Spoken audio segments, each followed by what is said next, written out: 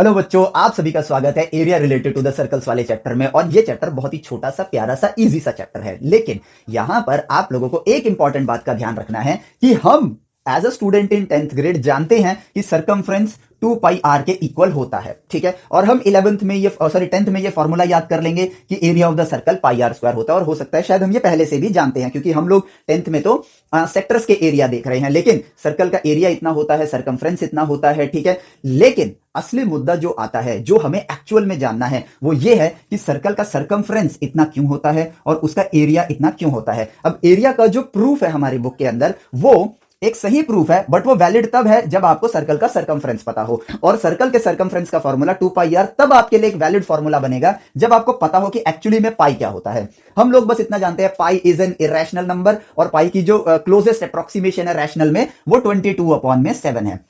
एक हो गया, ये हो गया फैक्ट को जानने की तरह कि पाई की इतनी वैल्यू होती है। लेकिन एक्चुअली में पाई क्या है, और एक्चुअली में मैथमेटिशियंस ने इतने हजारों साल पहले इनको डिस्कवर कैसे किया था, ये होगी वो ट्रू नॉलेज। तो हम लोगों को अब यहां पर क्या करना है, जो हमारे चैप्टर में दिया हुआ है उसको हम लोग स्टार्ट करने से पहले हम लोगों को कोर नॉलेज को एब्जॉर्ब करना होगा अपने अंदर, उसको ऑब्जर्व करना होगा, ताकि हम जो चीजें यहां पढ़ रहे हैं, जो कि एक्चुअली में इजी सा है, इजीली याद हो जाता है। लेकिन जब चीजें इजीली याद हो जाती हैं तो हमारी थिंकिंग पावर को ग्रो नहीं करती हैं। हम एक सिचुएशन के अंदर उसके सॉल्यूशन तक कैसे पहुंचे, सोच की शक्ति से ये डेवलप नहीं होता है। और क्योंकि ये मिसिंग सिलेबस हो गया हमारा, हमें इसको ऑब्जर्व करना बहुत ही ज्यादा जरूरी है। और यहां पर हम अपनी ऑब्जर्वेशन करेंगे किसके साथ, सर्कल्स के साथ, ठीक है। अब अगर मैं सर्कल के बारे में जो नॉलेज है मेरे पास, मैं उसको देखूं, तो मेरे पास सर्कल के बारे में क्या क्या नॉलेज है कि सर्कल एक ऐसा पाथ होता है जिसमें वो सेंटर पॉइंट से, उस पाथ पे मौजूद सारे पॉइंट सेंटर पॉइंट से इक्वल डिस्टेंस पर होते हैं। सो ये हमें पता है। अब यहां पर सेंटर से पाथ तक का, पाथ के किसी भी पॉइंट पे अगर आप एक लाइन ज्वाइन करते हो तो उसको हम रेडियस कहते हैं, और कंप्लीट अगर एक स्ट्रेट लाइन बनाते हो जो दो पॉइंट पे टच करे सर्कल को, सेंटर से पास हो, उसको हम लोग डायमीटर कहते हैं। ये हम जानते हैं, ठीक है। सर्कल के जो ये कंप्लीट पाथ है, अगर मैं इसकी लेंथ को मेजर करूं तो उसको हम सरकमफ्रेंस कहते हैं। और अभी हम अपने आप को उस क्षेत्र में रखेंगे जहां पर हम कहेंगे कि हमें सरकमफ्रेंस का फॉर्मूला नहीं पता है, ठीक है। हमें सरकमफ्रेंस का फॉर्मूला नहीं पता है, क्योंकि हमें तो पाई ही नहीं पता है। तो सरकमफ्रेंस का फॉर्मूला याद करना इज लाइक आपने कोई ज्ञान नहीं लिया है। सरकमफ्रेंस के फॉर्मूले को हम यहां पर डिस्कवर करेंगे सर्कल से बात करके, उसको ऑब्जर्व करके, ठीक है। सरकमफ्रेंस नहीं पता है तो एरिया भी नहीं पता है। तो क्या क्या चीजें पता है कि इस कंप्लीट पाथ को, की लेंथ को हम लोग कहेंगे सरकमफ्रेंस, और इसके अंदर जितने भी पॉइंट्स आती हैं वो सारे अगर हम कैलकुलेट कर लें तो हमें क्या मिल जाएगा, एरिया मिल जाएगा, ठीक है। तो हमें एरिया मिल जाएगा। तो एरिया पता नहीं है, सरकमफ्रेंस पता नहीं है, हाँ ये पता है कि ये दोनों होते क्या हैं, ठीक है, बट इनकी वैल्यू क्या होगी ये हमें नहीं पता है। तो चलो क्या किया जाए, बेसिक एल्गोरिथम क्या है राइट वे ऑफ एजुकेशन का, ऑब्जर्व करो, ठीक है। तो अब हमने सर्कल्स को ऑब्जर्व करना स्टार्ट किया, और सर्कल्स के बारे में एक चीज और हमें पता है कि all circles are similar, all circles are similar, ठीक है। तो ये हमें पता है। चलो, तो एक सर्कल हमने बनाया। अब हमने क्या किया, इसके कंसेंट्रिक एक और सर्कल बना लेते हैं। खैर रफ हैंड बना रहा हूं, बट आपको पता ही है कि ये प्रॉपर सर्कल्स की तरह ही है, ठीक है। ये यहां पर मैंने 3 सर्कल्स बना लिए। अब सर्कल्स पता है, आगे क्या किया जाए, आगे हमने क्या किया, ऑब्जर्वेशन के लिए, ठीक है, खुद ही आइडिया लगेगा। सर्कल्स बना के क्या करूंगा, कुछ लाइंस रेडियसेस वगैरह बनाता हूं, ठीक है। तो मैंने यहां पर रेडियस बनाया, इस सर्कल का रेडियस r1 के इक्वल है। फिर सेंटर पॉइंट से इस सर्कल का रेडियस कंप्लीट यहां से लेकर यहां तक वो r2 के बराबर है, और यहां से लेकर यहां तक ये r3 के बराबर है।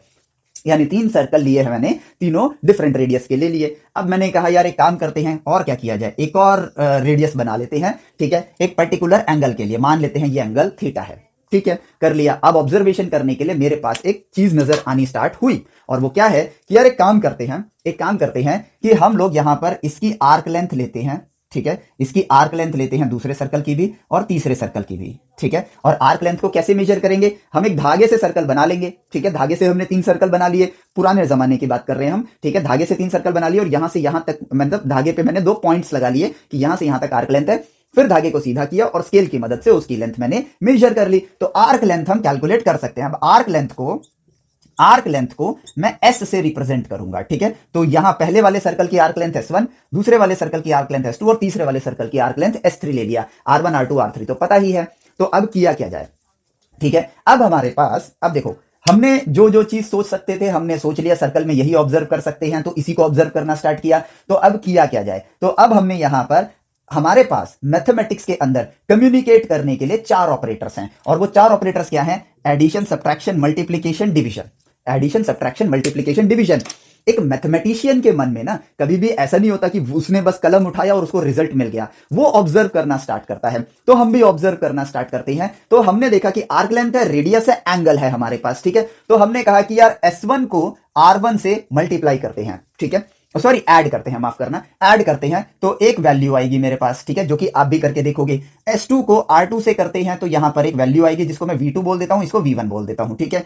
S3 को R3 से ऐड किया तो ये V3 आया, और S4 को, चलो 3 तक 3 ही लिए हैं तो 3 ही रखते हैं हम लोग, ठीक है। ये मैंने देखा। अब मैं जानता हूं कि R1 छोटा है और S1 छोटा है। अगर सबसे छोटा देखूं, तीनों S1 S2 S3 में से S1 सबसे छोटा है, R1 सबसे छोटा है, तो ऑब्वियसली V1 V2 से छोटा होगा और V2 V3 से छोटा होगा, ठीक है। ये चीज हमें देखने को मिल रही है। अब अगली चीज, अगर मैं इनको सब्ट्रैक्ट करूं, ठीक है, अगर मैं इनको सब्ट्रैक्ट करूं, प्लस की जगह मैं सब्ट्रैक्ट करूं, ठीक है, अगर मैं देखूं तो यहां पर क्या होगा, अगर आर्क लेंथ रेडियस से बड़ी होगी, ठीक है, तो V1 V2 से छोटा होगा और V2 जो है वो V3 से छोटा होगा, ठीक है। ये सारी पॉसिबिलिटी आती हैं। और सर्कल, बड़े बड़े बड़े सर्कल भी ले सकते हो, बहुत छोटे सर्कल भी। क्यों? क्योंकि हम सिमिलर, सारे सर्कल्स क्या होते हैं? सिमिलर होते हैं।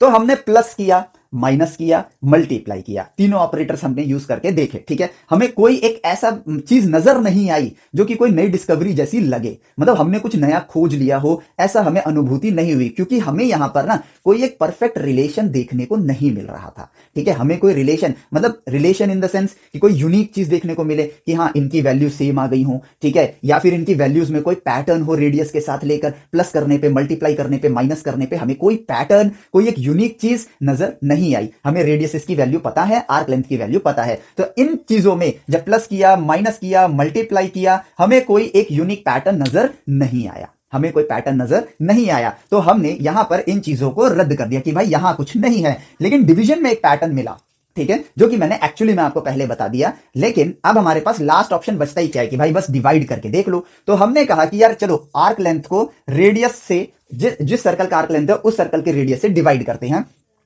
दूसरा आर्क लेंथ दूसरे रेडियस से, तीसरा आर्क लेंथ तीसरे रेडियस से, हमने डिवाइड कर दिया। अब यहां पर एक पैटर्न देखने को मिला, और वो पैटर्न क्या था कि यार हमें एक नई चीज देखने को मिली कि ये सारी वैल्यूज इक्वल आ रही थी, ठीक है। हालांकि यहां पर ह्यूमन एरर होगा कैलकुलेशन के अंदर, बट जब हम इन वैल्यूज को निकाल रहे हैं तो ये बहुत करीब एक दूसरे के आ रहे थे, मतलब वैल्यूज बहुत नियर बाई इक्वल आ रही थी। तो फिर प्रिसीजन को रखते हुए दोबारा से कैलकुलेशन की गई, तो यहां पर देखने को मिला कि ये रेशियोज जो हैं ये इक्वल आ रहे हैं, ये रेशियोज जो हैं वो इक्वल जितनी हम प्रिसीजन बढ़ाते गए उतना ये और ज्यादा इक्वल होते गए, और प्रिसीजन नहीं भी था तो भी वेरी क्लोजली इक्वल थे ये लोग। तो यहां पर ये कंक्लूड किया गया कि आर्क लेंथ टू रेडियस का रेशियो आपका जो है वो यहां पर इक्वल होगा। तो इसी के साथ हम ये कह सकते हैं कि रेडियस टू आर्क लेंथ का रेशियो भी आपका यहां पर क्या होगा? इक्वल होगा, ठीक है। रेडियस टू आर्क लेंथ का रेशियो भी क्या होगा? इक्वल होगा। अब जरा अपने इतिहास में जाओ, 10th ग्रेड के में ही, ठीक है।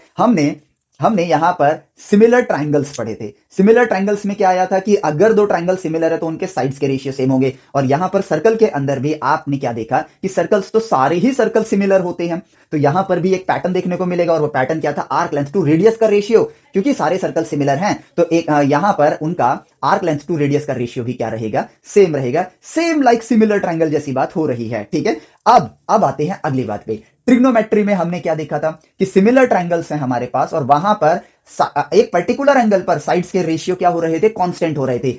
इस यहां पर अगर हम ऑब्जर्व करें तो तीनों सर्कल्स के आर्क लेंथ डिफरेंट है और तीनों सर्कल्स के रेडियसेस भी डिफरेंट है, बट इनके रेशियो सेम है। और यहां पर इन तीनों सर्कल के अंदर, ठीक है, जो मैंने ये रीजन बनाया है, यहां पर सेम क्या है? सिर्फ और सिर्फ एक ही चीज आपको सेम नजर आ रही है, और वो है एंगल थीटा, ठीक है, वो है एंगल थीटा। तो हमने ऑब्जर्व किया कि यार आर्क लेंथ टू रेडियस का रेशियो हमेशा सेम रहेगा, ठीक है। लाइक ट्राइंगल्स के अंदर तो आपके पास क्या कहते हैं, तीन टाइप के ट्राइंगल्स होते हैं, लेकिन सर्कल तो एक ही टाइप का होता है। और यहां पर हर सर्कल सिमिलर भी होता है, ट्राइंगल सिमिलर हो सकते हैं, नहीं हो सकते हैं, ठीक है। और यहां पर भी एंगल के साथ एक रिलेशन देखने को मिल रहा है। तो यहां पर हमको 3-4 रिलेशन नहीं देखने को मिल रहे, जैसे ट्राइंगल्स के अंदर देखने को मिले थे परपेंडिकुलर टू हाइपोटेन्यूज का रेशियो, परपेंडिकुलर टू बेस का रेशियो, बेस टू हाइपोटेन्यूज का रेशियो। तो वहां पे हमें 3 रिलेशन देखने को मिले थे, लेकिन यहां पर एक ही रिलेशन मिलेगा, because all circles are similar, ठीक है। और यही से हमने कंक्लूड किया कि यार इस रेशियो को अगर हम ऑब्जर्व करें तो क्यों ना हम इस रेशियो को एंगल बोलना स्टार्ट करें। लेकिन अब ये जो एंगल है ये अभी तक हम लोग डिग्री में कैलकुलेट करते हैं, लेकिन ये वाला जो एंगल है ये डिग्री में नहीं होगा, इसको हम लोग बोलेंगे न्यू स्केल ऑफ एंगल। ठीक है, ये पहले इस वर्ड को भी मैं समझाऊंगा कि ये आपकी नॉलेज में एनहांसमेंट करेगा। New scale of angle. अब न्यू स्केल का मतलब क्या होता है, जैसे मेरे पास मान लो एक मीटर स्केल है, ठीक है, एक मीटर स्केल है, तो मीटर स्केल से क्या होगा, मैं 1 मीटर 2 मीटर 3 मीटर इस तरीके से मेजरमेंट कर पाऊंगा। लेकिन फिर हमने क्या किया, सेंटीमीटर स्केल निकाला, जिससे कि मैं सेंटीमीटर में मेजर कर पाऊंगा, और ये बन गया मेरे पास एक न्यू स्केल। ठीक है, मान लो बहुत पुरानी दुनिया में हूं मैंने अभी एक मीटर स्केल ही बनाया कि भाई इतना लंबा एक रॉड ले लिया, ये मीटर स्केल बन गया। अब कैलकुलेशन को और प्रिसाइज करने के लिए हमने क्या किया, एक नया सेंटीमीटर स्केल बना लिया, जिससे कि हम छोटी जगहों को मेजर कर सके। उसके बाद हमने मिलीमीटर स्केल बना लिया, अब हम लोग नैनोमीटर स्केल बना रहे हैं, या फिर हम बड़े स्केल्स बना सकते हैं। तो एक तरीके से क्या हो गया, न्यू स्केल हो गया।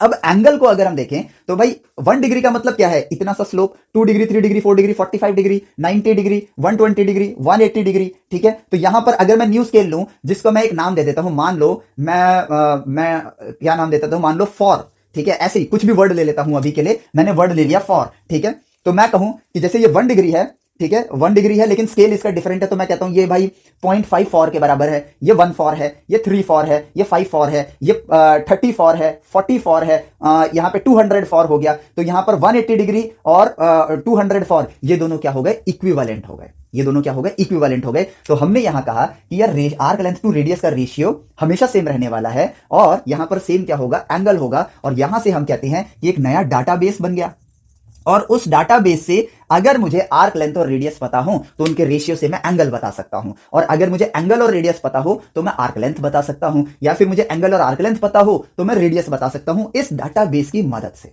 ठीक है, इस डाटाबेस की मदद से। और यहां पर इस रेशियो को अगर मैं एंगल बोल रहा हूं, तो आज से एक न्यू स्केल ऑफ एंगल होगा, जिसको हमें एक नाम देना पड़ेगा ऑब्वियसली। तो जहां मैंने अभी फॉर बोला था, इसका एक्चुअल नेम उन्होंने दिया रेडियन एंगल। ठीक है, रेडियन एंगल। तो अब से एक न्यू स्केल ऑफ एंगल हमने डिस्कवर कर लिया, जो कि सिमिलैरिटी ऑफ सर्कल की वजह से हमें मिला, और हम यहां पर कहेंगे कि इस एंगल को हम लोग कहेंगे रेडियन एंगल। ठीक है, और ये डिग्री वाले के वैल्यू में डिग्री वाले के बराबर नहीं है, बट एक इक्विवेलेंस देगा।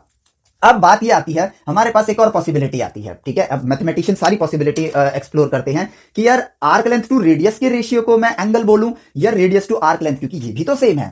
अगर मैं कहूं रेडियस टू आर्क लेंथ का रेशियो, तो वो भी तो सेम आएगा, इनका जस्ट रेसिप्रोकल है। तो किसको एंगल बोला जाए, तो सिंपली हमने कहा भाई जिसके जवाब नहीं पता है कम्युनिकेट करो, जवाब मिल जाएगा। आप देखो, एक सर्कल का रेडियस जो होता है वो कांस्टेंट होता है। ठीक है, लेकिन जैसे जैसे एंगल को आप बड़ा करते जाओगे, ठीक है, एंगल को आप बड़ा करते जाओगे, आर्क लेंथ भी आपकी बड़ी होती जाएगी, ऑब्वियस सी बात है। ठीक है, तो आर्क लेंथ आपका चेंज होता रहेगा एंगल के बढ़ने के साथ। ठीक है, तो यानी कि अगर मैं ऑब्जर्व करूं तो एंगल बढ़ने पे आर्क लेंथ बढ़ना चाहिए। ठीक है, तो यहां पर अब हम इस चीज को रियलिटी से कनेक्ट कर चुके हैं, अब इस चीज को इन दोनों के साथ कम्युनिकेट करते हैं। तो अगर मैं इसमें देखूं, आर्क लेंथ के बढ़ने से एंगल बढ़ेगा, क्योंकि आर्क लेंथ न्यूमरेटर में है, वेयर है क्योंकि रेडियस तो कांस्टेंट है, वेयर यहां रेडियस कांस्टेंट है। अब अगर डिनोमिनेटर में आर्क लेंथ आ गया है, तो इसके बढ़ने से आपके एंगल की वैल्यू कम हो जाएगी। इट मींस कि बेशक दोनों के रेशियो सेम है, लेकिन ये वाली चीज आपका एंगल के साथ रिलेट नहीं हो सकती है, लेकिन ये वाली चीज आपका क्लियरली एंगल के सारे पैरामीटर्स के साथ मैच कर रही है, जो कि एक ही है कि इसके बढ़ने के साथ ये बढ़ना चाहिए। ठीक है, तो हमने डिस्कवर किया न्यू स्केल ऑफ एंगल, जिसको हम लोग रेडियन एंगल कहते हैं, जिसको हम लोग रेडियन एंगल कहते हैं। और यहां पर एक नया फॉर्मूला डिस्कवर हो गया कि आर्क लेंथ टू रेडियस का रेशियो, अब जितनी आर्क लेंथ होगी, रेडियस तो फिक्स है, will be equal to angle in radian. Angle in radian, ये डिग्री में नहीं है। ठीक है, और यहां पर इसकी वैल्यू हम नहीं देते हैं, आर्क लेंथ मेजर करते हैं, रेडियस मेजर करते हैं, और जो वैल्यू आती है वो डाटाबेस में डालना स्टार्ट करते हैं, क्योंकि वैल्यूज हम नहीं बनाते हैं, हम नेचर से सिर्फ बात करते हैं और नेचर हमें रिजल्ट परोसना स्टार्ट कर देता है। As simple as that. ठीक है, हमें आदत लगा दी गई है चीजों को याद करने की, जो एक्चुअली में गलत है। इस डिग्री का ये एंगल होगा, उस डिग्री पे वो रेडियन एंगल होगा, ऐसा जरूरी नहीं है। ये डाटाबेस है, ट्रिग्नोमेट्री की सारी वैल्यूज आपकी डाटाबेस है, बट हम याद करते हैं। ठीक है, याद नहीं करना चाहिए। अब देखो क्या होता है ना, प्रैक्टिस करते हैं तो वो ऑटोमेटिकली याद हो जाती है, लेकिन अलग से एक समय देकर उसको याद करना ये गलत चीज है। जो डाटाबेस है उसको डाटाबेस की तरह लो, उसको याद करने की जरूरत नहीं है। ठीक है, तो अब जो हमने डिस्कवर किया ये एक्चुअली में ग्राउंड ब्रेकिंग चीज है, और इसी चीज को फर्दर हम ऑब्जर्व करेंगे एक यूनिक एंगल के लिए। और वो यूनिक एंगल कौन सा है, कि हमें पता है कि आर्क लेंथ टू रेडियस का रेशियो एंगल के इक्वल होता है। क्यों, क्योंकि ऑल सर्कल्स आर सिमिलर। ठीक है, इस वजह से ये चीज हम लोगों को नेचर ने प्रदान करी और ये हमारे लिए एक डिस्कवरी है, एक नई नॉलेज है जो नेचर से बात करके हमने नेचर से ही खोज निकाली। अब बारी आती है 180 डिग्री एंगल पे, हर एंगल पे ये डाटाबेस को भरना स्टार्ट किया। अब चल दिए हम लोग 180 डिग्री एंगल पर, तो 180 डिग्री एंगल ये रहा और आर्क लेंथ देखो आपकी ये रही, आर्क लेंथ आपकी ये आ गई जो कि आधे सर्कल को रिप्रेजेंट कर रहा है। ठीक है, आधे सर्कल को रिप्रेजेंट कर रहा है। अब यहां पर हमने क्या किया भाई, ये 180 डिग्री एंगल है, इसको हम लोग एंगल थीटा बोलते हैं, अभी के लिए थीटा बोलते हैं। हमने क्या किया, S1 आपका देखो इसके बराबर है, S1 को R1 से डिवाइड किया, S2 को R2 से डिवाइड किया और S3 को R3 से डिवाइड किया और ऑब्वियसली ये इक्वल ही आएंगे। ठीक है, क्योंकि ये सिमिलर हैं और ये बात तो हम ऑलरेडी डिस्कवर कर चुके हैं। अब ये जो इक्वल आए, यहां पर ना मजा आना स्टार्ट हुआ। क्यों? क्योंकि यहां पर जो वैल्यू आपको मिल रही थी वो क्या मिल रही थी, 3.14 समथिंग समथिंग समथिंग। जितनी प्रिसाइज कैलकुलेशन करते गए 3.14 आगे बढ़ता गया और आगे बढ़ता गया। ठीक है, इट मींस फाइनली जितना प्रिसाइज हम लोग जा सकते थे ह्यूमन कैपेसिटी के अंडर रहकर, उस हिसाब से हमने देखा कि भाई ये जितना प्रिसाइज जाते जाओगे ये नंबर उतना ही और आगे बढ़ता जाएगा। और हमें फाइनली पता चला कि यहां पर 180 डिग्री एंगल पर आर्क लेंथ टू रेडियस का रेशियो जो है वो एक, ये हमने नहीं बनाया, हम डिवाइड कर रहे थे, वो एक इररेशनल नंबर है। ठीक है, ऑब्वियस सी बात है ना, अगर आप यहां पर मान लो 0 डिग्री पर रेशियो 0 होगा, 0 डिग्री पर रेशियो क्या आएगा, 0 आएगा। ठीक है, लेकिन आप जैसे जैसे आगे बढ़ोगे तो कहीं तो ये 1 होगा, कहीं पर 2 होगा, कहीं पर 3 होगा और 0 से 1 तक जाने में ही एक इररेशनल नंबर आएगा। एक क्या, कई सारे इररेशनल नंबर आएंगे। जब आप 0 से 1 तक जा रहे हो तो 0.1 भी आएगा, 0.00001 भी आएगा, 0.12345698734298664798 इस तरह के नंबर भी आएंगे। तो इररेशनल नंबर्स भी तो आएंगे यहां पर उस रेशियो के अंदर। तो यहां पर 180 डिग्री पर एक इररेशनल नंबर आ रहा था। अब 180 डिग्री एक यूनिक एंगल है। ठीक है, और यहां पर एक इररेशनल नंबर आ रहा है 180 डिग्री के ऊपर। और यहां पर हमने कहा कि भाई आज से हम इस रेशियो को, ठीक है, जो कि 180 डिग्री एंगल पर लिया गया है। और 180 डिग्री यूनिक क्यों है, क्योंकि 180 डिग्री वो पहला एंगल है सर्कल के अंदर जो डायमीटर प्रोड्यूस करता है। अगर मैं 120 डिग्री लूं तो 2 रेडियसेस प्रोड्यूस करेगा, लेकिन 180 डिग्री एंगल एक डायमीटर प्रोड्यूस करेगा और एक आधा सर्कल भी प्रोड्यूस करेगा, यानी सेमी सर्कल प्रोड्यूस करेगा। तो हमने इस इररेशनल नंबर को एक यूनिक सिंबल दिया और वो सिंबल क्या था, पाई। और वैसे तो आप 3.14 से ही समझ गए होंगे, इसको हमने क्या बोला, पाई। अब जरा ध्यान दो, आर्क लेंथ और रेडियस का रेशियो की वैल्यू हमारी पाई के बराबर है। और आर्क लेंथ टू रेडियस क्या है, इट इज एंगल। ये क्या है, एंगल है। तो इसका मतलब अभी तक हम लोग पाई को एज अ वैल्यू जानते थे, लेकिन एक्चुअली में पाई क्या है, pi is 180 degree angle in radian, radian scale पर। सो बेसिकली ये न्यू स्केल है आपका, आर्क लेंथ टू रेडियस का रेशियो एंगल के बराबर है। सो व्हाट इज पाई, पाई है आपके लिए बेसिकली एंगल। ठीक है, पाई क्या है, आर्क लेंथ टू रेडियस का रेशियो क्या है, एंगल। और इसको मैं कह सकता हूं 180 डिग्री एंगल इन रेडियन। ठीक है, तो पाई की खोज कैसे हुई है, सर्कल से हुई है। पाई क्या है, 180 डिग्री एंगल को रिप्रेजेंट कर रहा है ये, किसमें, इन रेडियन में, यानी 180 डिग्री एंगल, ठीक है, एक डिग्री स्केल पर लिखा गया है। ठीक है, जिसकी लेंथ बेसिकली इतनी ही होगी। मान लो 1 2 3 4 करते करते यहां तक 180 तक आ गया। अब ये दूसरा स्केल है जिसको हम रेडियन स्केल कहते हैं। तो यहां पर ऊपर है डिग्री स्केल, नीचे है रेडियन स्केल। तो डिग्री पे 1 2 3 4 करते करते आप 180 तक पहुंचे। यहां पर 0 से स्टार्ट किया, 0 1 2 3 4 180। यहां पर 0 से स्टार्ट किया और यहां पहुंचते पहुंचते आपका 3.14 वैल्यू आ रही है, जो कि पाई के बराबर है। As simple as that. यही तो इनके मतलब होते हैं, ऑब्जर्व करने की बस हैबिट डालनी है हमें। और अब इसी के साथ हम लोगों को समझ आ गया, पाई जस्ट एक इररेशनल नंबर नहीं है, पाई है एंगल। कौन सा एंगल, 180 डिग्री एंगल। ठीक है, और 180 डिग्री एंगल किसमें, न्यू स्केल ऑफ एंगल्स में, जिसको हम लोग क्या कहते हैं, रेडियन एंगल्स कहते हैं। That's it. ठीक है, अब देखो, अब आपको बताता हूं कि इसी से चमका कि अगर 180 डिग्री एंगल रेडियन में पाई है तो 360 डिग्री कितना होगा, 2 पाई होगा। ठीक है, 360 डिग्री पे, ठीक है, अब मैं कहूं यहां पर, ठीक है, आर्क लेंथ टू रेडियस का रेशियो क्या है, आर्क लेंथ टू रेडियस का रेशियो क्या है, तो एट 360 डिग्री एंगल, ठीक है, आपकी आर्क लेंथ क्या होगी, आपकी आर्क लेंथ को अगर आप देखोगे तो वो क्या होगा, कंप्लीट सर्कमफ्रेंस।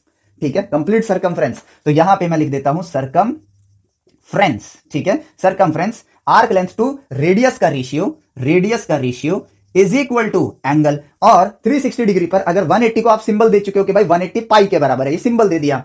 ठीक है, तो 360 किसके बराबर होगा, 2 पाई के बराबर होगा। तो सर्कमफ्रेंस टू रेडियस का रेशियो 2 पाई आ गया, एज सिंपल एज दैट। तो यहां से सर्कमफ्रेंस को मैं सी लिखता हूं, रेडियस को यहां लेके जाता हूं, तो ये बन गया मेरे पास 2 पाई आर। हमने सरकमफ्रेंस को पहले डिस्कवर नहीं किया था, हमने सर्कल को ऑब्जर्व किया था, सर्कल की सिमिलैरिटी को देखा क्योंकि ऑल सर्कल्स आर सिमिलर, और उससे हमने फिर सरकमफ्रेंस को डिस्कवर किया, और जो कि क्या है, angle multiply radius. Obviously, arc length to radius is equal to angle. So arc length is equal to radius multiply theta. So what is this 2 pi? 2 pi is angle. 360 degree angle in radian multiply radius. और आपको मिल गया उस time arc length क्या हो जाएगा, circumference हो जाएगा. Hence we have discovered why circumference is 2 pi r. And what is 2 pi? 2 pi is angle. 360 degree angle in radian. As simple as that. ठीक है, तो देखो मजा आता है ना, इस छोटे से चैप्टर में हम लोग तो पाई बाई याद करके आगे बढ़ जाते हैं और फिर याद कर लेते हैं क्योंकि इजी होता है, लेकिन नॉलेज नहीं मिलती है, थिंकिंग पावर ग्रो नहीं करती है। इजी से इजी चैप्टर में हम कितनी बड़ी बड़ी चीजें खोज सकते हैं, बड़ी तो खैर ये भी नहीं है, लेकिन सोचना सीखना तो सीख सकते हैं ना, सबसे अच्छी बात ये है। और हमें रियलिटी पता चलती है कि चीजें एक्चुअली में डाटाबेस हैं, ठीक है, और उन डाटाबेस को हम लोग जबरदस्ती याद करते हैं, जो कि गलत है। हमें भाई वैल्यू नहीं पता है, जो डाटाबेस का पार्ट है उसको डाटाबेस में रहने दो, उनको बनाया ही गया है देख कर बताने के लिए, लेकिन हम उनको याद करते हैं, ठीक है। तो याद करने की नीड नहीं है, हालांकि एग्जाम्स में भी कई बार हमें रटी रटाई वैल्यूज को करना पड़ता है, तो मजबूरी बनती है याद करने की, लेकिन जिस चीज की नीड हमें नहीं होती है उसको लॉन्ग टर्म रखने की जरूरत नहीं है। बस आपको पता होना चाहिए कि भाई उसकी नीड कहां तक है, तो वहां तक उससे काम चलाओ और उसके बाद उसको छोड़ो। असली चीज सीखो, सोचना, ऑब्जर्व करना, ठीक है, नई नई चीजों को डिस्कवर करना, जो ऑलरेडी डिस्कवर्ड हैं और मैं पढ़ रहा हूं तो उनको मैं खुद से डिस्कवर करूं। ऐसी हैबिट्स में अपने आप को इंडल्ज करो, अपने आप को शामिल करो, और फिर देखो नई नई चीजें क्या, जो चीजें हैं आपके बुक में वो आप खुद पढ़ना सीख जाओगे और खुद उनको डिस्कवर करना सीख जाओगे। अब हमारे पास 2 स्केल्स हैं, ठीक है, 2 स्केल्स हैं। एक स्केल है आपके पास first scale and second scale, एक है आपके पास डिग्री स्केल, ठीक है, एंगल्स को मेजर करने के लिए, और अब आपके पास है एक रेडियन स्केल एंगल्स को मेजर करने के लिए, ठीक है। हालांकि ये 11th में पढ़ाया जाता है आप लोगों को, लेकिन स्टिल है तो बड़ा इजी सा टॉपिक ना, कितनी बड़ी सी चीज है, बट वहां पर भी ये वाली जो हमने इससे पहले ऑब्जर्वेशन करी थी वो नहीं है, ठीक है। डायरेक्टली आपको बस बता दिया जाता है कि 2 स्केल होते हैं एंगल्स को मेजर करने के लिए, बट ये स्केल भी हमने कैसे ढूंढा ये मैंने आप लोगों को आज दिखाया। तो अब देखो 180 डिग्री एंगल, ठीक है, यहां पर हम इक्वल नहीं डालेंगे, इक्विवेलेंट का साइन लेते हैं, is equal to pi radian, यहां पर लिखना होगा यूनिट पाई रेडियन के इक्वल होता है, ठीक है। तो अब अगर मैं 60 डिग्री को, ठीक है, रेडियन में कन्वर्ट करना चाहता हूं तो मैं कैसे निकालूं? 60 का तो खैर बहुत आसान है, 180 को 3 से डिवाइड किया तो 60 आ गया, तो पाई को 3 से डिवाइड कर दो। मान लो 57 डिग्री का निकालना चाहता हूं, मान लो 43 डिग्री का निकालना चाहता हूं, तो मैं कैसे निकालूंगा? तो सिंपली हम अपने ह्यूमन इंटेलिजेंस का यूज करेंगे, जो कि मैथमेटिक्स के जरिए हम लोग वापस से नेचर से कम्युनिकेट करेंगे। और वो क्या है कि आप 180 डिग्री की जगह एक लाइन बनाओ जो कि 180 सेंटीमीटर की है, 180 सेंटीमीटर की है। तो इस 180 सेंटीमीटर का, ठीक है, अगर मैं एक एक सेंटीमीटर में विभाजन करूं तो हर एक सेंटीमीटर किसको रिप्रेजेंट कर रहा है, ठीक है। खैर 180 सेंटीमीटर तो बहुत बड़ा हो गया, ठीक है, आप एक काम कर सकते हो 180 मिलीमीटर की लाइन बना सकते हो, ठीक है। 180 मिलीमीटर की मैंने लाइन बना ली, जो कि खैर से छोटी होती है, लेकिन चलो, और अगर मैं उसके 180 बराबर टुकड़े कर दूं, ठीक है, तो ये 1 मिलीमीटर मेरे पास आ जाएगा। अगर 180 मिलीमीटर 180 डिग्री को रिप्रेजेंट कर रहा है, तो 1 मिलीमीटर किसको रिप्रेजेंट कर रहा है? 1 डिग्री को रिप्रेजेंट कर रहा है। एज सिंपल एज दैट, ठीक है, सोचने की शक्ति को डेवलप करेंगे। अब अगर मैं इस 180 डिग्री के, ठीक है, जब मैंने 180 टुकड़े कर दिए, 180 टुकड़े कर दिए, ठीक है, तो एक टुकड़ा जो यहां पे छोटा सा टुकड़ा है ये 1 डिग्री को रिप्रेजेंट कर रहा है, और मुझे क्या चाहिए?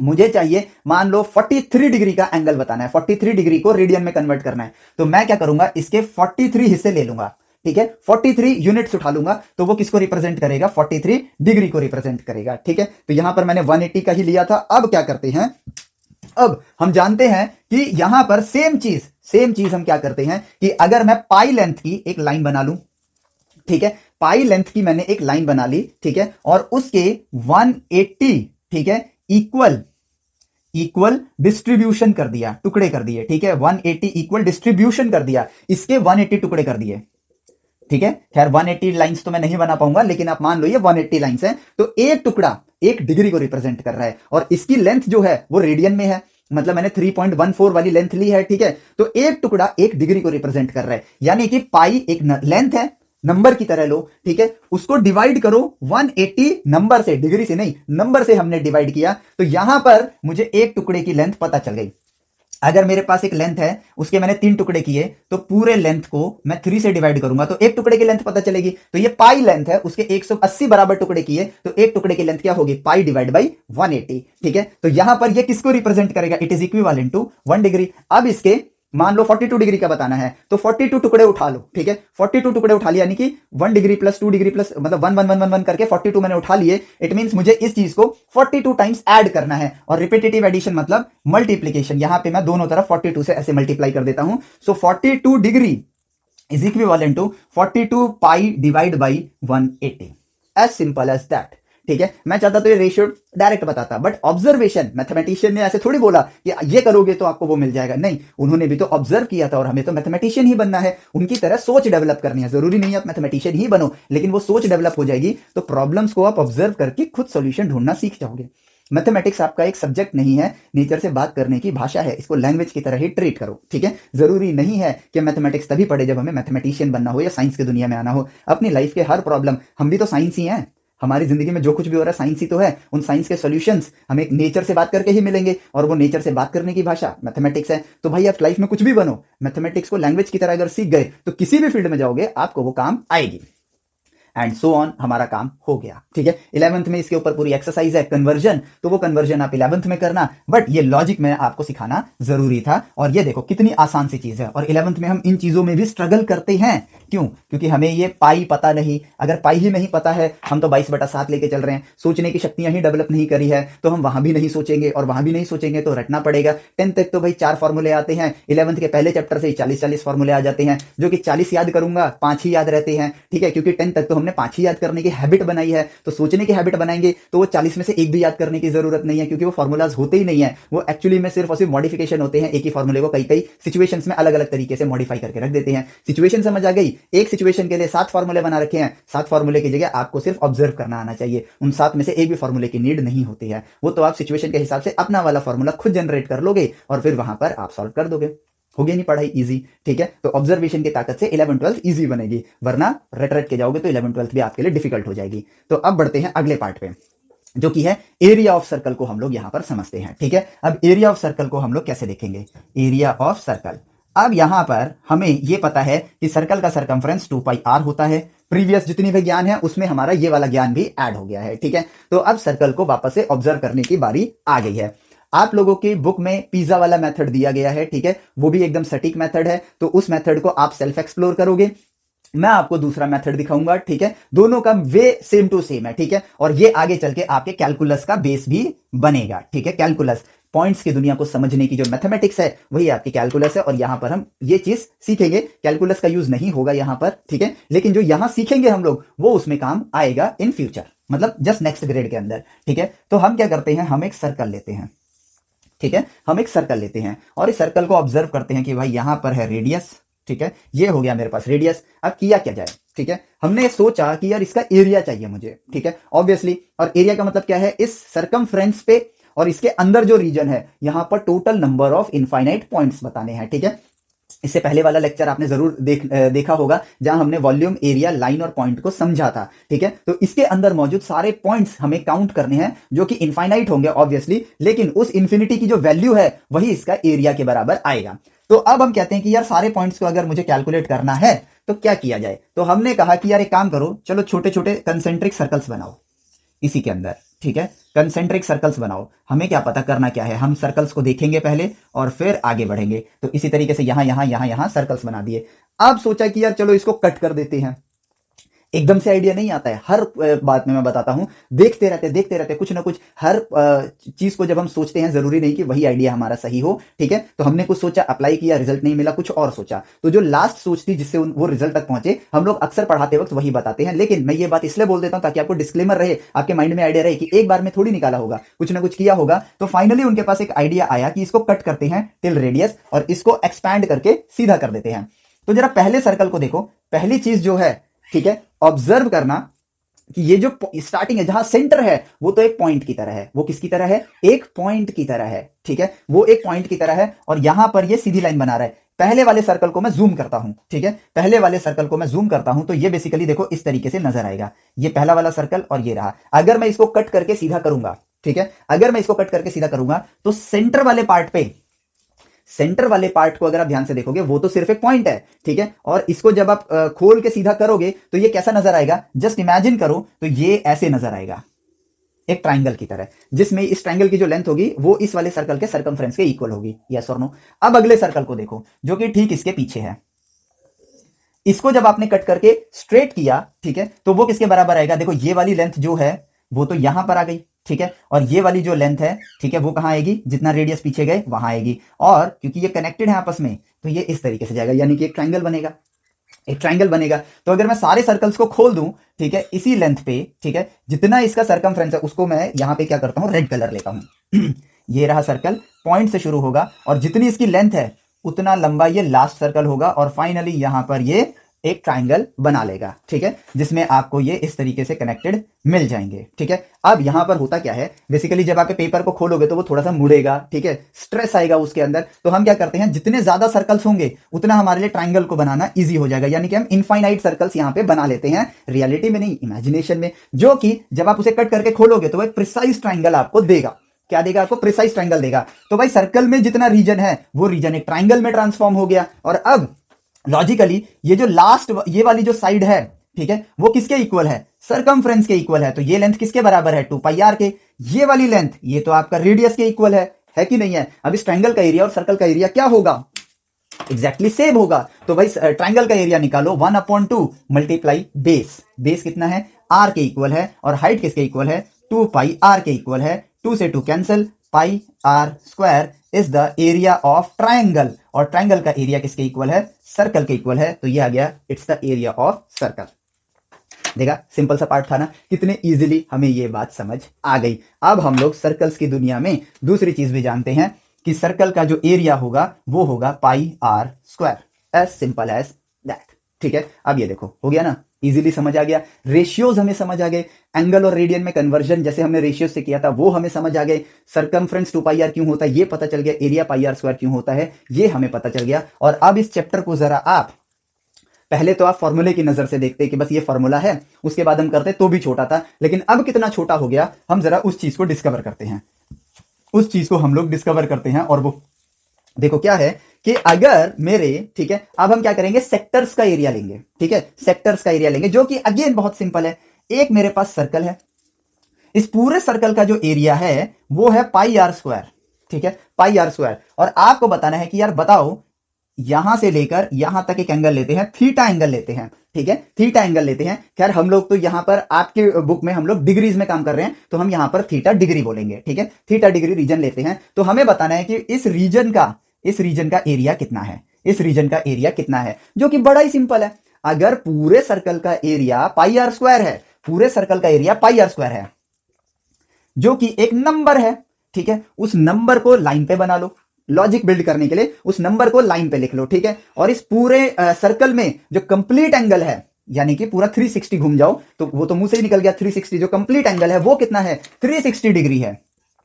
तो जो आपका एरिया आया है वो एक नंबर है, उस नंबर की एक लाइन बना ली और उसके 360 बराबर टुकड़े कर दिए, ठीक है। यहां पे तो मैंने 360 लाइनें नहीं बना पाया हूं, लेकिन मान लो मैंने उसके 360 बराबर टुकड़े कर दिए। तो एक टुकड़ा किसको रिप्रेजेंट करेगा? ठीक है, ये लाइन का नंबर किसको रिप्रेजेंट कर रहा है? एरिया को। एरिया को 360 से डिवाइड कर दो, तो ये क्या करेगा? 1 डिग्री रीजन के एरिया को रिप्रेजेंट करेगा, ठीक है। वही तो है, 1 डिग्री एरिया, मतलब 1 डिग्री में कितना एरिया है उसको। अब आपको बताना है, मान लो 30 डिग्री में बताना है, तो एक एक डिग्री के 30 यूनिट्स उठा लो, तो आपको क्या मिल जाएगा? 30 डिग्री रीजन का एरिया मिल जाएगा। तो बेसिकली यहां पे अगर मैं 30 से मल्टीप्लाई करूं, या फिर मैं यहां और यहां पे भी 30 से मल्टीप्लाई करूं रिप्रेजेंट करने के लिए, तो ये आ गया 30 डिग्री रीजन का एरिया। 40 डिग्री का चाहिए, 40 से मल्टीप्लाई कर दो। 60 डिग्री का चाहिए, 60 से मल्टीप्लाई कर दो। थीटा डिग्री का चाहिए, थीटा से मल्टीप्लाई कर दो। तो एरिया ऑफ सेक्टर, ठीक है, of angle theta degree is equal to theta by 360 multiply pi r square. Actually में हम ऐसे लिख देते हैं थीटा बाई 360, इसलिए हमें फॉर्मूला थोड़ा सा वैसा लगता है, मतलब याद करते टाइम, ठीक है, लेकिन याद तो हमें करना ही नहीं है। पाई आर स्क्वायर बाई 360, ताकि आप समझ सको कि पाई आर स्क्वायर को आपने 360 से डिवाइड किया है, 360 टुकड़े करने के लिए, और उसको थीटा से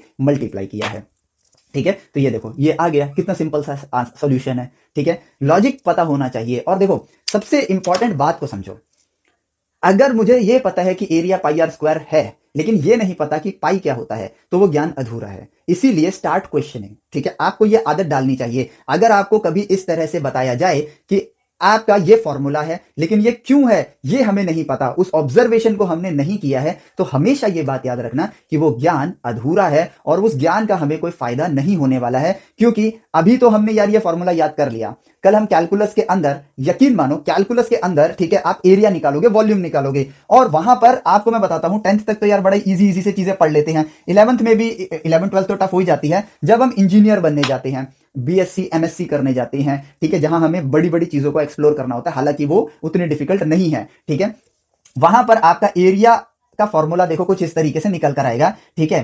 पाई, ठीक है, पाई एफ एक्स का स्क्वायर मुझे भी फॉर्मूला याद नहीं है, मैं एक बार देख लेता हूं, ये है आपके पास एफ एक्स, ठीक है, मतलब मैं अपने लिए फॉर्मूला बना ले रहा हूं, और जिससे आपको ये भी आइडिया मिलेगा कि फॉर्मूले याद रखने की जरूरत नहीं है, जब नीड पड़ती है हम बना लेते हैं, ठीक है, पाई एफ एक्स का स्क्वायर मल्टीप्लाई मल्टीप्लाई, यहाँ सरफेस एरिया का मैं फॉर्मूला बता रहा हूं, ठीक है, under root of 1 plus d y by d x का whole square multiply d x, ठीक है, मल्टीप्लाई डी एक्स का इंटीग्रेशन, ये है सरफेस एरिया का फॉर्मूला, ठीक है, और फिर वॉल्यूम का फॉर्मूला आता है आपके पास, एक मिनट, ये नहीं, यहां मैंने गलत लिख दिया, यहां पर आएगा 2 पाई एफ एक्स, ठीक है, और वॉल्यूम का फॉर्मूला आएगा पाई एफ एक्स का होल स्क्वायर, ठीक है, dx, ठीक है, इनटू में dx, यस, ये फॉर्मूला आएगा, ठीक है, इस तरीके से आपके फॉर्मूले देखने को मिलेंगे। अभी ना मुझे fx पता है, ना मुझे dy बाई dx पता है 10th ग्रेड में। अब सोचो, अगर मैंने सोचना नहीं सीखा, 11th में फंक्शन के बारे में नहीं सोचूंगा, तो मेरे को fx पता नहीं चलेगा, फंक्शंस को ही आप fx px जैसे पॉलिनोमियल फंक्शंस में आप रिप्रेजेंट करते थे, ये वही चीज है। मैं dy बाई dx के बारे में नहीं सोचूंगा, ठीक है, मैं dy बाई dx के बारे में नहीं सोचूंगा, तो मैं क्या करूंगा, मैं इन चीजों को याद कर लूंगा। अब याद तो कर लूंगा, लेकिन इंप्लीमेंट नहीं कर पाऊंगा, और इंप्लीमेंट भी अगर मान लो मैंने चीटिंग करके या फर्रे वर्रे चला के मैंने चीटिंग कर ली, ठीक है, और ये भी एक स्टैट है, ठीक है, फर्रे से याद आया मुझे, ठीक है, ये है आपकी 10th, यहां पर है आपकी 10th ग्रेड, ये है 12th ग्रेड, और ये है आपका ग्रेजुएशन, मतलब 12th से लेकर ग्रेजुएट होने तक के टाइम पे, ठीक है, लगभग कोई फर्रे नहीं चलाता है। अगर मैं 1000 बच्चों में देखूं तो शायद एक आध बच्चा चौथी क्लास या 5वीं क्लास से चलाना स्टार्ट करता है, ठीक है, 11वीं 12वीं में थोड़ी सी चीटिंग बढ़नी स्टार्ट होती है, और यहाँ पे ग्रेजुएशन में ये देखो, ये फर्स्ट ईयर है, फर्स्ट सेमेस्टर गुजरा और सेकंड सेमेस्टर आया, ये यहां पहुंच गया, और फिर उसके बाद ये इस तरीके से बढ़ता है। ग्रोथ देख रहे हो फर्रे चलाने के, उसके पीछे का रीजन, ठीक है, नो ऑब्जर्वेशन स्किल्स, जिसमें बच्चों की गलती नहीं है, यहां पर गलती हमारा एनवायरमेंट ऐसा नहीं है। लेकिन अब बच्चों को यह बात समझनी होगी कि यार हमारे लिए सबसे अच्छा काम कोई कर सकता है तो वो हम खुद कर सकते हैं, तो हम इस हैबिट को डालें।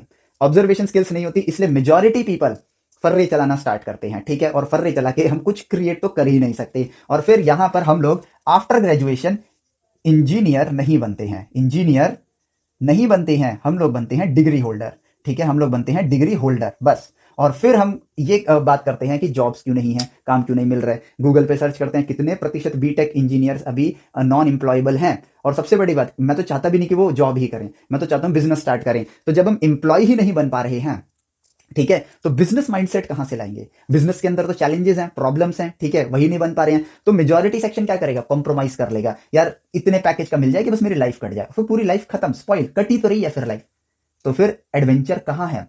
वो बचपन में जो सोचते थे कि बड़े होके ये सब करेंगे, वो सब तो गया ना मिट्टी में, तो फिर एंजॉय करी, उस पढ़ाई का फायदा क्या जो लाइफ एंजॉयबल ही ना बना सके, ठीक है। No observation, life total waste. Observation skills हैं, ठीक है, हर चीज पे क्वेश्चन उठाने की आदत है, और खुद से उसके सॉल्यूशन ढूंढने के लिए अपनी थिंकिंग पर ट्रस्ट करने की आदत है, लाइफ मजेदार है, क्योंकि उस वक्त आप प्रॉब्लम्स को एंजॉय करते हो। और अगर ऑब्जर्व करने की आदत नहीं है, सोचने की आदत नहीं है, मैथमेटिकली कम्युनिकेट करने की आदत नहीं है, तो प्रॉब्लम्स परेशानियां बन जाएंगी, मतलब स्ट्रेस बन जाएगी, और स्ट्रेस में इंसान का ब्रेन काम करना बंद कर देता है, वो अच्छे से वर्क नहीं करता, प्रोडक्टिविटी लो होती है, और सिर्फ गुस्सा, एंग्जाइटी, ये सब चीजें दिमाग में पनपनी स्टार्ट हो जाती हैं, ठीक है, इसलिए ये आदत डालो। ये सब चीजें अब आप खुद नोटिस करो, मैंने क्या कहा था, मुझे फॉर्मूला याद नहीं है, लेकिन जरूरत पड़ी तो मैं ले आया, इट मींस मुझे 11th में फॉर्मूला याद करने की जरूरत नहीं है, I need to be an observer, ठीक है, और चाहो तो आप स्क्रीनशॉट ले लो चेक करने के लिए, जब आप बीटेक फर्स्ट ईयर में जाओगे चेक कर लेना कि यही फॉर्मूला होता है या नहीं होता है, 100% यही होता है, ठीक है। तो क्यों होता है इस चीज की, हम क्या करते हैं, फॉर्मूला याद करें खुश होते हुए, और फॉर्मूला याद है मुझे, मैं तो ये कर लूंगा, लेकिन लाइफ में जब एक्चुअल में जब आपको जरूरत पड़ेगी ना, तो वहां फॉर्मूला काम नहीं आता है, वहां सिचुएशन काम आती है, आपकी थिंकिंग स्किल काम आती है, और जो प्रॉब्लम है आपके पास वो एकदम न्यू हुई, जिसके फॉर्मूले भी नहीं है, तो क्या करोगे, तो कुछ नहीं कर पाओगे। इसीलिए सोचना सीखने की आदत डालो, ठीक है, अपने लिए सोचो, ठीक है। अभी भला करने का काम जो करेगा वो तो हम टीचर्स करेंगे, ठीक है, आप लोगों को सही डायरेक्शन दिखा के। लेकिन अभी आपका वक्त है, पहले अपने आप को थिंकर बना लो ताकि आप आगे चल के और 10 लोगों को थिंकर बना सको। और अगर ये चेन रिएक्शन इंडिया में स्टार्ट हो जाता है ना, तो यकीन मानो कुछ सालों में ही इंडिया कंप्लीटली ट्रांसफॉर्म हो जाएगा। जहां हमारी इकोनॉमी डाउन हो रही है क्योंकि हम इंप्लॉयबल नहीं है, तो हम बिजनेसेस कैसे क्रिएट करेंगे। वही दूसरी तरफ अगर हमारे देश में ज्यादा से ज्यादा बच्चे थिंकर बन जाते हैं, प्रॉब्लम्स के सॉल्यूशन ढूंढने की हैबिट डालना स्टार्ट करते हैं, तो हम लोग चैलेंजेस को एक्सेप्ट करेंगे, ऐसी चीजें इनोवेट करेंगे जो कि दूसरी दुनिया भी, मतलब अदर वर्ल्ड की अदर कंट्रीज भी कर रही होंगी, लेकिन हम उनसे तेजी से करेंगे क्योंकि हमारे पास क्वांटिटी ऑफ थिंकर्स की जो वो है, भीड़ जो है वो ज्यादा है। तो हम ज्यादा न्यू न्यू इनोवेशंस करेंगे और इस पर फिर वर्ल्ड डिपेंड करेगा क्योंकि अभी वो नहीं कर पाया है। तो हम बेचना स्टार्ट करेंगे और वो खरीदना स्टार्ट करेंगे और हमारी इकोनॉमी बढ़नी स्टार्ट हो जाएगी। तो इससे हमारी जितनी भी बड़ी बड़ी एजेंसीज है, रिसर्च एजेंसीज हैं, चाहे वो प्राइवेट हो, आपका बिजनेस भी हो सकता है प्राइवेट रिसर्च एजेंसी, उसके लिए भी इंडिया की इकोनॉमी अच्छी है तो फंड ज्यादा है। इसरो जैसी गवर्नमेंट एजेंसी, डीआरडीओ जैसी गवर्नमेंट एजेंसी, इनको भी ज्यादा फंड मिलना स्टार्ट करे क्योंकि इकोनॉमी बड़ी है, ठीक है, इकोनॉमी बड़ी है। और इससे क्या होगा, हम वो काम, वो प्रोजेक्ट स्टार्ट कर देंगे जो कि अभी हम सिर्फ बजट कंस्ट्रेंट की वजह से नहीं कर पाते हैं। और सोचो, इंडिया कंप्लीटली ट्रांसफॉर्म हो जाएगा। अमेरिका की पॉपुलेशन इंडिया से कम है लेकिन उनका बजट हमसे ज्यादा है। क्यों? Because they are earning per person, जो वो अर्न करते हैं अपने नेशन के लिए, ठीक है, उनका मेजॉरिटी काम एक्सपोर्ट का है, इंपोर्ट उनका बहुत कम है, इसलिए उनकी इकोनॉमी बहुत ज्यादा डेवलप्ड है। क्यों? क्योंकि वो सेल्फ डिपेंडेंट है मेजॉरिटी ऑफ द चीजों के लिए। वेरएज इंडिया क्या है, इंडिया में ना स्किल्स डेवलप हो रहे हैं, ना थिंकिंग पावर डेवलप हो रही है, जिसकी वजह से हम मेजॉरिटी डिपेंडेंट है यूएस जैसी डेवलप्ड कंट्री पे या अदर डेवलप्ड कंट्रीज पे हम लोग डिपेंडेंट है। ऑब्वियसली डेवलप्ड कंट्री डेवलप्ड क्यों है? क्योंकि नॉट डेवलप्ड कंट्रीज या डेवलपिंग कंट्रीज उन पर डिपेंडेंट है और वो सेल्फ डिपेंडेंट है। तो हमें भी तो सेल्फ डिपेंडेंट बनना होगा ना। तो इस चीज को इस तरह से सोच के देखो, अपने आप लाइफस्टाइल सुधर जाएगा। फिर लोग फॉरेन कंट्री रहने नहीं जाएंगे, फॉरेन के लोग यहां रहने आएंगे। हम भी तो उनके लिए फॉरेन कंट्री है ना। It's all about right education, वही तो बस हम नहीं ले रहे हैं और उसी वजह से हम लोग पीछे हैं। तो जड़ को सही करेंगे तो पेड़ खुद ब खुद हरा भरा होगा और उसमें टाइम लगता है, लेकिन आज से करना स्टार्ट करेंगे तो 15-20 साल में ये ट्रांसफॉर्मेशन आ जाएगा और गारंटेड आ जाएगा। ठीक है, आप सिर्फ अपने आप से शुरू करो और ऐसे ऐसे अगर हर बच्चा सिर्फ अपने आप से शुरू करना स्टार्ट करे राइट वे ऑफ एजुकेशन पे, जब आप देने लायक हो जाओगे तो आप अगर 10 को देना स्टार्ट करोगे, मान लो आज लाखों बच्चों ने इस चीज से जुड़े, उसको सही डायरेक्शन में पढ़ना स्टार्ट किया और उन लाखों से कल अगर 10-10 अगली जनरेशन के 10 बच्चे भी इन्फ्लुएंस होते हैं तो 10 लाख बच्चे तो 1 लाख, 1 पे 10 है यानी 10 टाइम्स 10 लाख बच्चे वैसे इन्फ्लुएंस हो जाएंगे और 7-8 या 10 साल में तो आप लोग मार्केट में आ ही जाओगे इनोवेशन करने के लिए। और उसके 7-8 सालों बाद या 15-20 साल बाद और 10 लाख बच्चे आ जाएंगे। वैसे तो ये चेन हर साल की है, लेकिन इनोवेटर्स की, थिंकर्स की, प्रॉब्लम सॉल्वर्स की तादाद इंडिया में बढ़नी स्टार्ट हो जाएगी और उसके बाद एक्सपोनेंशियली इंडिया इकोनॉमी बढ़ेगी और गारंटेड बढ़ेगी। लेकिन इस चीज की शुरुआत हमें आज से शुरू करनी होगी। सेल्फ लेवल पे अपने आप को डेवलप करना स्टार्ट करो, बी एन ऑब्जर्वर। इससे बड़ी और इससे आसान रास्ता कोई नहीं है, ठीक है। और सबसे बड़ी मजेदार बात क्या है, एक तो ये रास्ता आसान है, कितना ईजी है, प्लस ये मैं खुद ब खुद कर सकता हूं, ठीक है। तो इसमें इतनी टेंशन लेने वाली बात है ही क्या, ठीक है। क्योंकि जो पुराना रास्ता है उससे तो नेशन का भी भला नहीं हुआ, बच्चों का भी भला नहीं हुआ, फिर भी हम उसी रास्ते पे चल रहे हैं क्योंकि हम ट्रेडिशन को तोड़ने से डरते हैं, ठीक है। जब तक आप खुद से रिस्क नहीं लोगे, ट्रेडिशन को तोड़ने से डरते रहोगे, तो डरपोक इंसान कभी आगे बढ़ सकता है? नहीं बढ़ सकता है। डरपोक इंसान 4 लोगों के पीछे ही छुपकर खड़ा होगा, सिंपल सा लॉजिक है, ठीक है। चलो, तो भाई एरिया रिलेटेड टू सर्कल्स में आते हैं वापस। भाई हमने सेक्टर का एरिया तो ढूंढ ही लिया है, चैप्टर आपका खत्म, यही तो है इसके अंदर, ठीक है। अब बारी आ जाएगी, इसके अंदर रेक्टेंगल्स बना देंगे, रेक्टेंगल के अंदर सर्कल बना देंगे। अब यार सिंपल सा सोच के देखो, लॉजिकल सा बात है, ठीक है। मान लो ये रेक्टेंगल बना दिया, स्क्वायर बना दिया, इसके अंदर एक सर्कल बना दिया, बोल दिया इसका एरिया बताओ। तो भाई रेक्टेंगल का एरिया निकालो, सर्कल का एरिया निकालो, इस सेक्टर का एरिया निकालो, इसमें से इसका एरिया माइनस कर दो, इसका एरिया मिल गया। अब इसके लिए हमें क्या ही इतना सोचना है, बच्चों वाली चीज है, इतनी तो थिंकिंग पावर और मेच्योरिटी हम लोगों ने डेवलप कर ही ली है। तो इसके अंदर इतने इतने से क्वेश्चन है।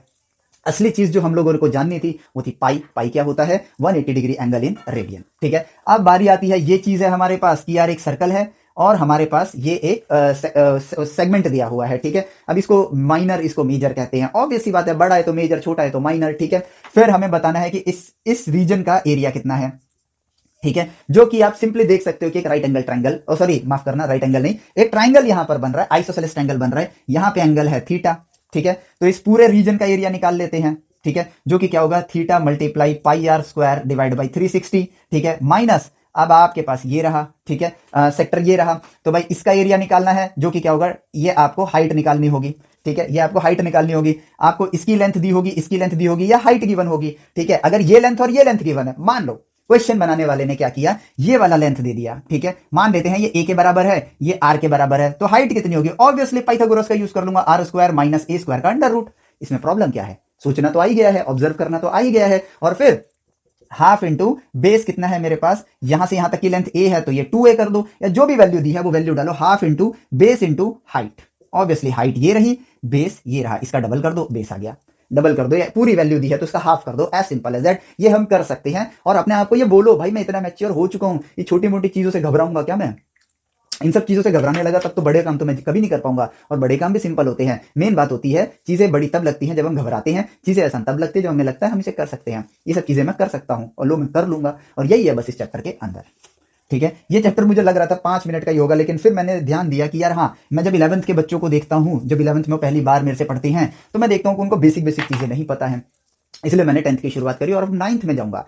मैं पहले बड़े बच्चों को पढ़ाता था, बीटेक से मैंने स्टार्ट करी, वहां पे मैंने देखा बेसिक्स क्लियर नहीं है, 11th-12th में आया, वहां पर भी और भी नीचे की क्लासेस में बुरा हाल है, तो अब नीचे की क्लासेस से मैं शुरू कर रहा हूं। और फिर मैं यहाँ पर जो वीडियोस बनाऊंगा, आपको लेक्चर्स दूंगा, ठीक है, वो टिल ग्रेजुएशन की मैथमेटिक्स तक होंगी। खैर 12th तक तो सब कुछ रहेगा, साइंस एंड मैथमेटिक्स पूरी रहेगी, लेकिन ग्रेजुएशन पे जाके मैकेनिकल इंजीनियरिंग की तो सारे सब्जेक्ट्स होंगे वहां पर, ठीक है, लेकिन बाकी इंजीनियरिंग्स के लिए मैं मैथमेटिक्स को, कंप्लीट मैथमेटिक्स जो कि आपके बीएससी में एंड इंजीनियरिंग में यूज होता है, वहां तक मैं आपको लाके दूंगा। तो हमारा साथ बड़े लंबे समय तक जुड़ा रहने वाला है, ठीक है, हर कदम पे आपकी मदद करता रहूंगा, मैं आपको सही राह दिखाता रहूंगा, तो जुड़े रहना साथ में, ठीक है। चलो तो भाई ये चैप्टर तो यहां पर होता है फिनिश, ठीक है। क्वेश्चंस वैसे इसके बहुत आसान है, but still I take some questions और उनके ऊपर मैं वीडियो बनाऊंगा इन ऑब्जर्वेशनल वे, और कुछ नहीं, ठीक है। चलो तो मिलते हैं आपसे नेक्स्ट लेक्चर में। और पसंद आई है, अगर लेक्चर्स पसंद आते हैं, कुछ इंफॉर्मेटिव नॉलेज आपको मिलती है, तो प्लीज अपने दोस्तों को शेयर करो इसको, ठीक है। चलो बाय बाय, जय हिंद।